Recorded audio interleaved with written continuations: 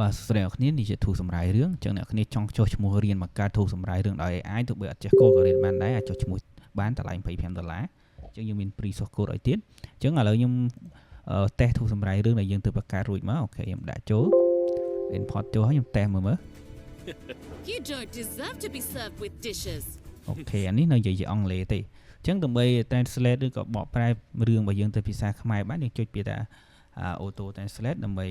copy តាក់ទងជាមួយនឹងការនិយាយរបស់វាទាំងអស់មកអូខេយើងចាំវាបន្តិចទៅ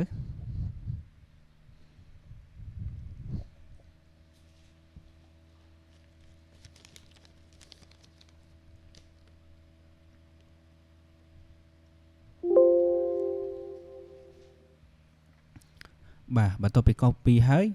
វារួចរាល់ហើយយើងធ្វើការចុចពាក្យ translate ដើម្បីបកប្រែភាសាអង់គ្លេសទាំងអស់នេះទៅជាភាសាខ្មែរណាទៅយើងយកទៅ generate voice បានតាមគន្លឹះឬភាគរបស់វាចា៎បាទ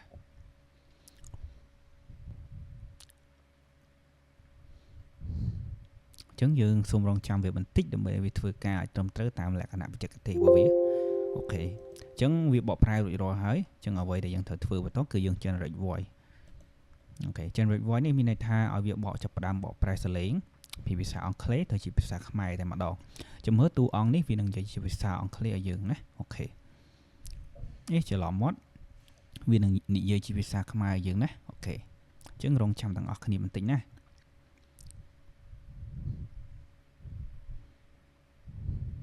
តើតោះជាមេរៀនទាំងអស់នេះគឺមាននៅក្នុងមេរៀនធ្វើសរសេរកូដគ្រប់ប្រភេទដោយ AI ពេលដែលរៀនចប់ទៅអាចធ្វើទូសម្រាយរឿងធ្វើទូ download វីដេអូធ្វើ website ធ្វើទូបញ្ជី device ផ្សេងៗចឹងទៅអញ្ចឹងរួចរាល់ហើយឥឡូវយើងតេស្តទេ Howard Kirk ឯងហ៊ានធ្វើបាបឪពុកខ្ញុំផងហេ Bella Quinn ខ្ញុំតាមស្រឡាញ់នាងយូរណាស់មកហើយតែនាងបែរជាយកអាស្មុំស្អុយនេះមកធ្វើជាអញ្ចឹងខ្ញុំនឹងប្រើកណ្ដាប់ដៃនេះដាស់សិតរបស់នាងឡើងវិញអាស្មុំស្អុយស៊ីឲ្យច្រើនទៅព្រោះវាជាបាយចុងក្រោយរបស់ឯងហើយពុកមើលមុខវាទៅអាក្រក់មើលណាស់ធ្វើឲ្យខ្ញុំលេបបាយមិនចូលតតែសោះ